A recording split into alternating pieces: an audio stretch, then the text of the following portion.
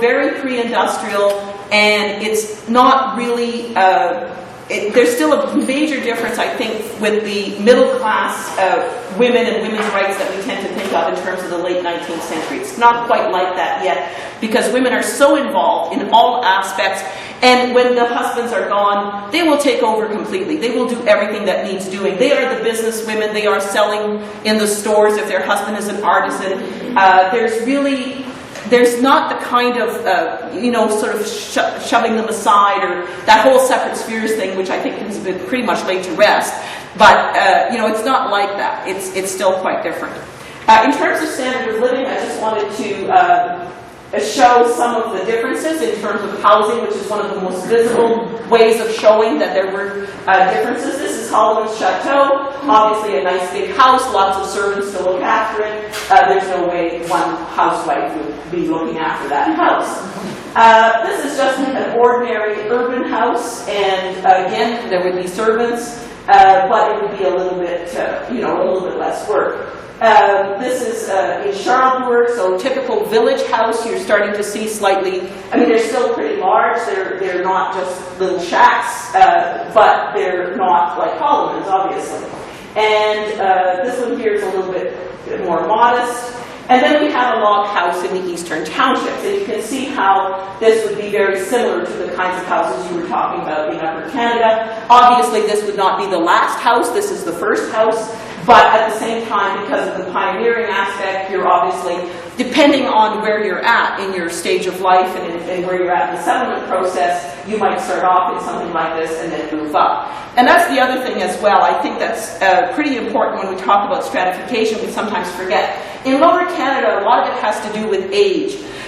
Young men have very little status. They're working as laborers either on the farms, they're going off and they're being voyageurs in the fur trade, they're joining the militia and getting a little bit of money that way, and so on. But later they will become farmers, they will have more status, they will have their own home. And the same with women. They will work at various things when they're younger, but then later they will be in their own home and looking after their own household. In spite of that, of course, there will still be some major divisions. One of the, in terms of the interiors, Hardy basically tells us that most homes in the countryside still had only 2 rooms, the one with the stove and the other one that had all the beds. So basically everybody slept in one room, and all of the work and everything that was taking place was basically in the room with the stove. But that is one of the great comforts of even the most peasants. Very few peasants would be left with only a fireplace. Almost all had a stove. And so this is a great comfort compared to the period of New France. And the differences in wealth would tend to be what kind of stove, and you might have a larger stove if you've got a bigger house and if you're more wealthy. I think the stove in that one is in the far corner. And here, this is a later image. This is a Krieghoff from the 1830s or 1840s. But you can see how family life sort of all takes place kind of, the kitchen party kind of thing. And you're looking after the kids, this is leisure time, it's also care of the children, and so on, and there's a lot of things happening. The wealthier homes, of course, are much larger. There's more furniture, there's more rooms, there's more space, so a little bit more privacy, and those kinds of things are part of the luxury. This is the Beauharnois Manor, and there's 2 images. One is the drawing room, I think one is the parlor. You can see the chairs, and so on and so forth. The guest room at the Manoir Saint-Hyacinthe, this is, I didn't translate this, but basically she's talking about a guest room, and she basically is, this is Rosalie writing to Julie Bruneau, who's Madame Papineau, Louis-Joseph Papineau's wife, and she's basically saying, there's a white ceiling, there's rugs, there's shutters, the floor is painted, there's a bed, there's a sofa, there's chairs, there's even a mirror, and there's also family portraits. So all of these things in this room for a guest room is an indication, obviously, of substantial wealth, because obviously, the one room in the peasant home didn't have nearly so much. And these are might be some of the portraits that hung in the manor. This is Joseph Papineau, the father. He was a notary before he bought the seigneurie of Petite Nation. So there's a bit of upward mobility there. But because they're French Canadians, even though they're wealthy and they have a seigneurie, it's hard to know just where they would fit in terms of the British. So they're elite, but they're not necessarily equal to the British elite. This is his wife, the mother, and his wife, Rosalie Papineau, and this is Rosalie Papineau de Saulles, the daughter. And she later marries Jean de Saulles, who is a seigneur of Saint-Hyacinthe, and she married him in 1816 at age 27, and at the time he was 22 years older than she was. So basically, these are the kinds of people we have correspondence from. In terms of trying to understand women and the situation in Lower Canada in this time period, with 87% of the people, more or less, being illiterate, you're not going to get a lot of first-hand accounts. So you basically depend a lot on travel documents, on British people with their very prejudiced point of view, looking at the peasants and talking about them. You depend on visual sources, Krieghoff's paintings, things like that. And the first-person accounts from the elite, like the Papineaus, who left an extensive correspondence because they were a large family, they were very close, and they were living in different places. So there's Petite Nation, there's Saint-Denis, there's Saint-Hyacinthe, there's Montreal. They're in different places, they write to each other, and also some of them kept journals. So you basically get a lot from them. In family life, I had used the journal of the next generation, Amédée Papineau, and the correspondence of Mary Westcott. But for today, I looked a little bit at Rosalie's correspondence, because her collected correspondence starts in 1805 and runs through to 1854. And it's kind of interesting to see the extent to which she was doing things that involved in looking after things even as a young single woman. So basically, one of her first letters is to her brother who was away at school, and in many ways it seems like just a friendly letter, I miss you, but I think it's important to point out that keeping up family ties and social networks is a job, and it's a job that usually fell to women. These family ties were extremely important. It's like a form of insurance. If something goes wrong, if you need something, if you need, if somebody needs a job, if somebody needs an apprenticeship, if somebody needs to stay somewhere to go to school, all of those things come back to the family. So the family is not just the nuclear family that lives within the home, it is the extended family that lives all around you and that you maintain those connections with. And I think that's one of the points that I had made in family life. The letter obviously is like she was chosen, everybody else is busy, you write the letter, you keep your brother in the loop, and those were very important things to be doing. In July of 1812, she was at Petite Nation, the seigneurie that her father had purchased, which later becomes Montebello. Some of you may know it as Montebello. And there, she talks about the family playing cards and doing various things, but she also refers to housekeeping. She asks her mother to send floor brushes, and while she must have had a servant to help her with some of that work, she was obviously in charge while her mother was in Montreal.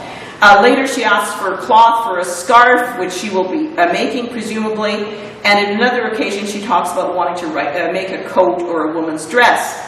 House cleaning took a serious turn in January of 1813 when they moved the family to the bakery for 3 days in an attempt to freeze out the cockroaches, and they hoped that would do the trick. But she refers to them as malcottes. She knows they're dirty, she doesn't want them around, but how do you get rid of cockroaches, right? So it's a bit of a challenge. There's a later letter which provides instructions to her friend for how to make a hat for her son, and she's later looking for dress patterns and so on. She may have been keeping books for her father. It doesn't actually ever say that, but in one of her letters to her brother, she's actually talking about the fact, this is June 1813, so there's starting to be some problems.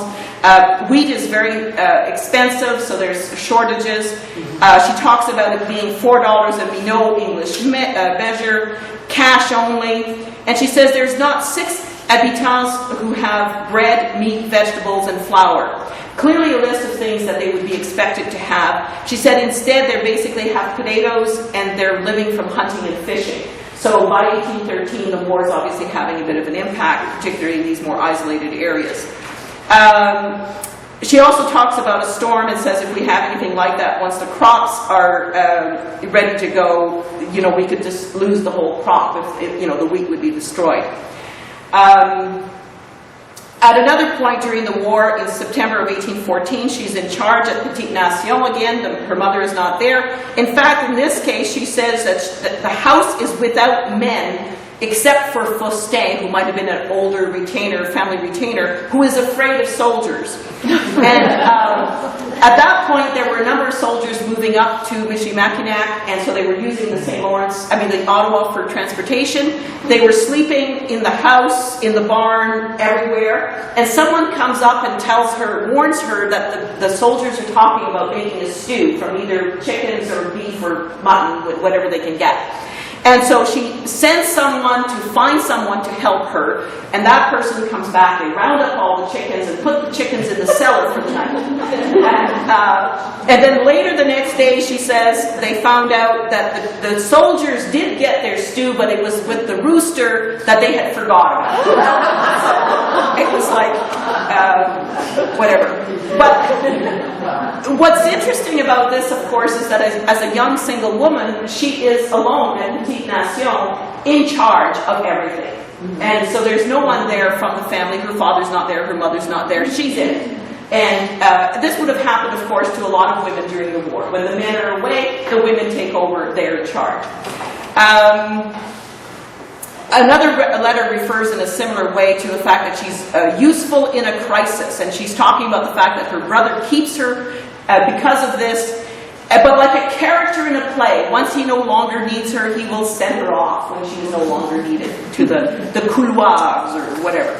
So, and her mother played a similar role. It's clear in many of her letters that she says, well, send my mother back when you don't need her anymore. So as an older woman, her mother was probably the one who was sent various places when, when her sister was having a child or something. It's her mother who would go rather than herself, having more experience with childbirth.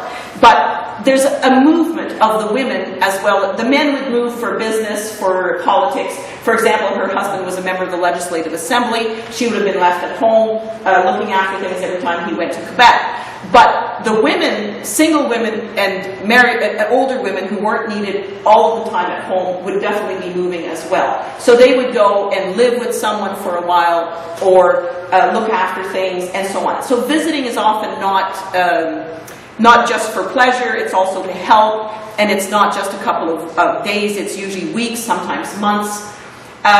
When Rosalie de Saulles got married, she was running the manoir at St. Hyacinthe, so she had a large house at her disposal, and she becomes a key person for her family, and her nephews are often living with her. Other members of the family will come and stay with her. Julie Papineau will stay with her, and of course, a good bit of her married life is during the rebellions rather than the war of 1812, which is just a small blip in her overall correspondence. And because her brother is in exile, there's lots of things that can be done in favor of her family.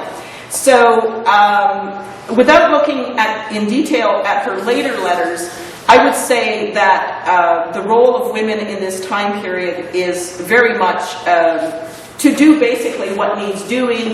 Yes, they are the ones who do the housework, the cleaning, the reproductive work, they're looking after the children, but they're also fully engaged in the business of the family, and the line between family and public is not as sharp as it becomes after the rise of industrialism and the industrial middle class. So their involvement is pretty major, and of course because they have property rights as well, it's really not quite the same as in the later period. So I would say that they are more like the women of New France in some ways. Or they could also be compared to those women in the 20th century in Alberta. And I think, Gail, you know this, the Murdoch case or something like that. Yes, that whole fight for dower rights and for half of the farm because you built it up. And also, if you look at the Quebec women later when they create farm organizations, they do not refer to themselves as housewives, they refer to themselves as farmers, and so on and so forth. So I think the women of this period are essentially more like that. And in her lifetime, Rosalie Papineau accumulated a great deal of social capital. Her nephew says she was a perfect woman. She basically would be missed by everyone. She was a real saint. Let me see. You know, she worked basically for other people. A couple of other quotes in there that I missed from her letters, but they are published in French, of course, but 1805 to 1854. So if you're looking for a really good, interesting read on women in Lower Canada in that time period, you could do worse than looking at Rosalie Papineau de Saulles. Thank you.